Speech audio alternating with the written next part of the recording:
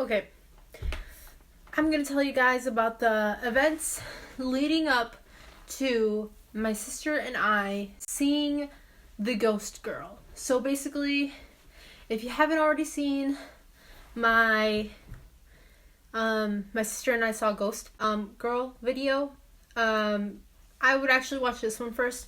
But anyway, sorry I'm out of breath. I was chasing my dog. But I'm not going to be very funny in this video because I don't have a little Chelly sitting next to me or a Zach. I'm sorry I'm talking with my mouth full.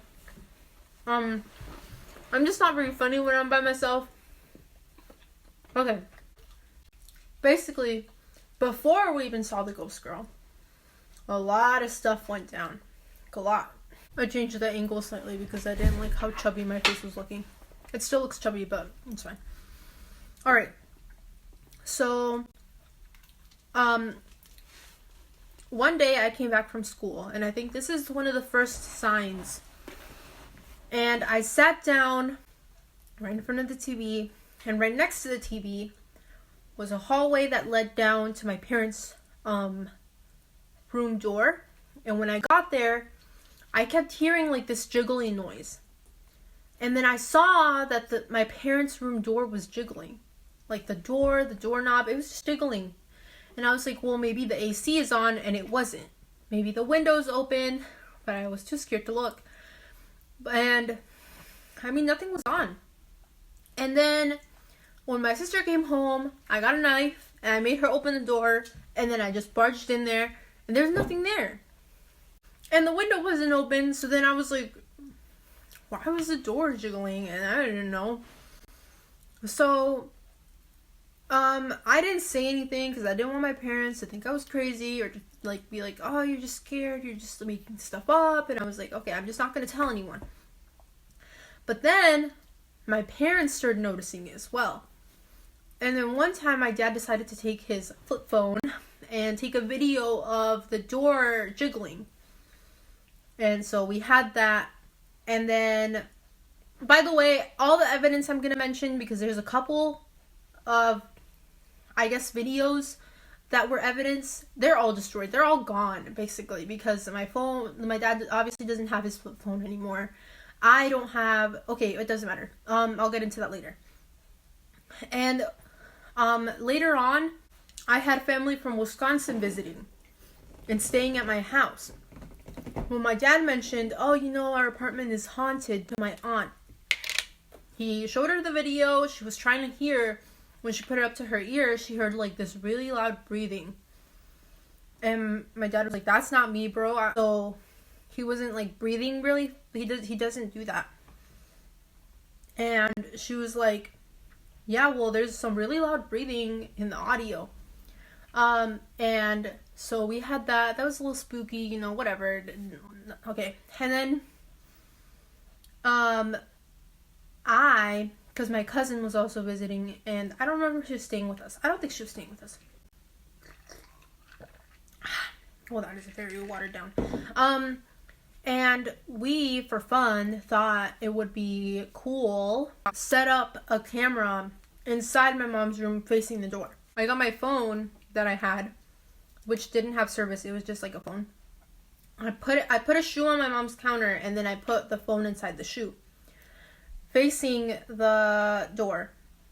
We watched Victoria's for like 10 minutes, and I kept bugging my cousin. She was older than me. She was like, I was telling her, like, let's go check up on it. And she was like, no, we have to give it more time.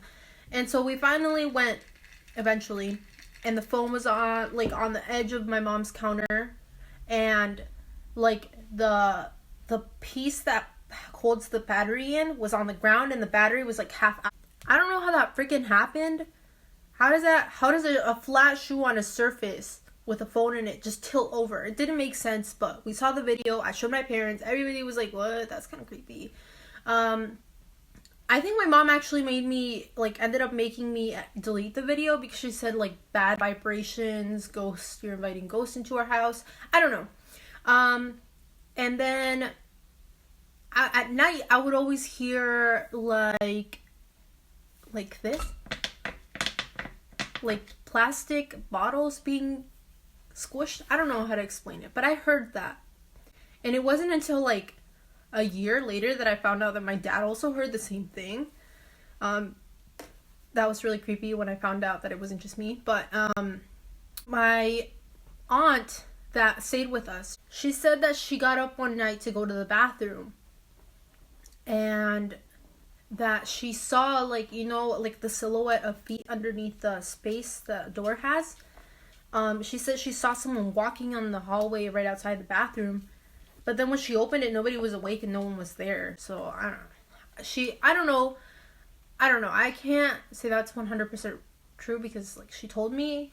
So I mean, also you're not expected to believe everything that I'm saying because you don't know me. But anyway, so after we saw the ghost girl, everybody was really scared.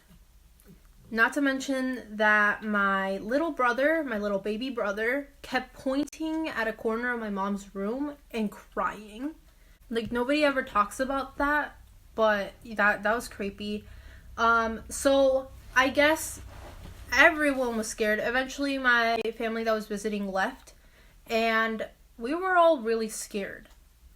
Like, my whole family was scared. And I think that also was one of the things that made this whole thing really scary, that we all ended up sleeping in one room.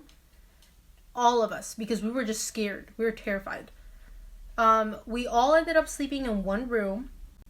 And my parents would put a sock to, like, wedge a sock in between the door and the wall so that it wouldn't jiggle anymore, because that just kept us up all night. Everybody was scared, bro. Even my parents were scared.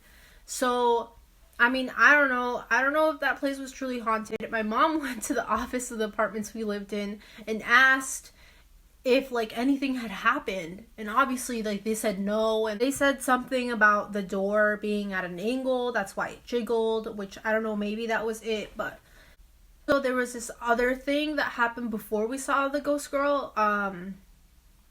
My dad and all my siblings, we would have, like, sleepovers, and we would put blankets in the living room, and we would sleep, all of us together there. My mom didn't like sleeping on the floor, so she would never join.